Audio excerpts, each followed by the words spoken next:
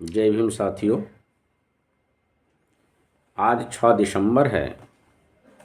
बाबा साहब भीमराव अंबेडकर के 68वें महापरिनिर्वाण दिवस के अवसर पे उन्हें कोटि कोटि नमन। साथियों, आज के अवसर पे बाबा साहब अंबेडकर के संदर्भ में 2-3 बातें करना चाहता हूँ। एक तो मैं ऐसा मानता हूँ, किसी भी महापुरुष का जन्म तिथि उतना महत्वपूर्ण नहीं होता जितना महत्वपूर्ण उनका निर्वाण तिथि होता है। क्योंकि जन्म तिथि के समय हम ये नहीं जानते कि महापुरुष भविष्य में क्या करेंगे, इनके क्या विचार होंगे और देश समाज को क्या फायदे देंगे। लेकिन जो निर्वाण तिथि होता है, निर्वाण तिथि के समय उनकी पूरी इतिहास हमारे सामने होता है। तो बाबा साहब अम्बेडकर जब सार्वजनिक जीवन में आ जाते हैं, जब सामाजिक क्षेत्र में लड़ाई लड़ने आ जाते हैं,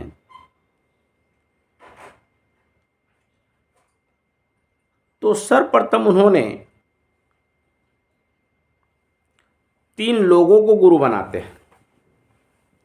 पहला गुरु महामानव गौतम बुद्ध, दूसरा संत कबीर और तीसरा राष्ट्रपिता ज्योतिराव फूले। दूसरी महत्वपूर्ण बात यह है कि बाबा साहब अम्बेडकर जो बैक हिस्ट्री रहा है, भारत की जो बैक हिस्ट्री रहा है, उन हिस्ट्री का, उस इतिहास का और अपने महापुरुषों और पुरखों के आंदोलन का वो अध्ययन करते हैं। और अध्ययन करने के बाद वो कुछ महत्वपूर्ण बातों पर पहुंचते हैं। एक तो ये कि जो भी हमारे गुरुओं ने, संतों ने, महापुरुषों ने जो आंदोलन अपने अपने समय में किया, तो इन लोगों को आपस में कोई कनेक्ट नहीं था, एक दूसरे से जुड़े हुए नहीं थे। एक कमी वो ये पाते हैं। अर्थात जिन पुरखे महापुरुषों ने अपने समय आंदोलन कर रहे थे, आप देखेंगे कहीं नमो शूद्राय जातियों द्वारा आंदोलन चलाया जा रहा था बंगाल में, आदि धर्मी आंदोलन इधर कानपुर में चल रहा था, केरला में आंदोलन चल रहे थे, पंजाब में चल रहे थे, छत्तीसगढ़ में सतनामी आंदोलन चल रहा था। और ये सारे आंदोलन सेल्फ रिस्पेक्ट मोमेंट, आत्मसम्मान की लड़ाई का एक मोमेंट था।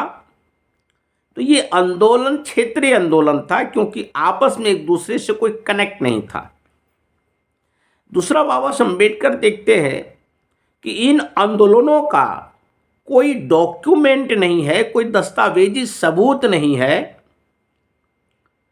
इन बातों को अध्ययन करने के बाद जब वो अपना मूवमेंट शुरू करते हैं, तो उन्होंने सोचा कि क्षेत्रीय स्तर के जो मूवमेंट हमें नहीं चलाना है, इस क्षेत्रीय स्तर के मूवमेंट को राष्ट्रीय स्तर के मूवमेंट में तब्दील करना है। और राष्ट्रीय स्तर के मूवमेंट में तब्दील करने के लिए पूरे भारत के अंदर 5 सेंटर से वो आंदोलन की शुरुआत करते हैं, 5 सेंटर निर्माण करते हैं। एक पंजाब के अंदर जालंधर सेंटर है, उत्तर प्रदेश के अंदर आगरा है, महाराष्ट्र में नागपुर है, बंगाल में हावड़ा है और साउथ इंडिया में हैदराबाद। ये 5 सेंटर आंदोलन का तैयार करते हैं। और ये 5 सेंटर के द्वारा बाबा साहब अम्बेडकर के द्वारा एक राष्ट्रीय स्तर का मूवमेंट तैयार होता है। दूसरी जो बात है कि बाबा साहब अम्बेडकर जो भी मूवमेंट कर रहे हैं, जो भी आंदोलन कर रहे हैं, सबका डॉक्यूमेंट भी कर रहे हैं, लिखित दस्तावेज कर रहे हैं। क्यों कर रहे हैं? वो जानते हैं कि हमारे आने वाली पीढ़ियों को इस आंदोलन से एक प्रेरणा मिलेगा, एक पढ़ेंगे और पढ़ करके मूवमेंट करेंगे।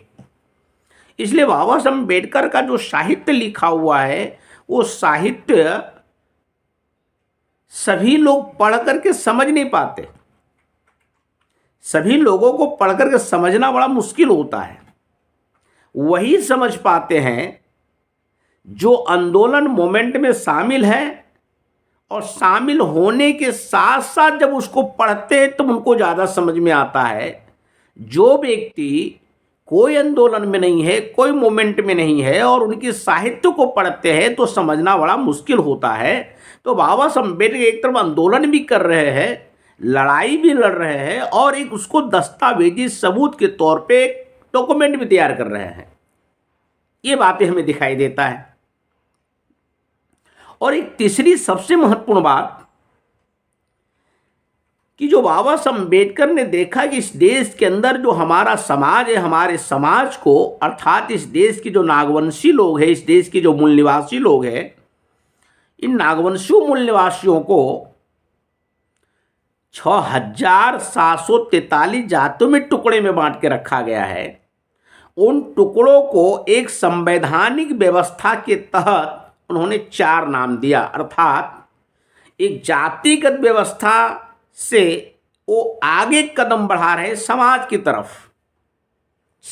तरफ कदम बढ़ा रहे हैं, ताकि इन जातियों को एक समाज के सूत्र में कैसे बांधा जाए।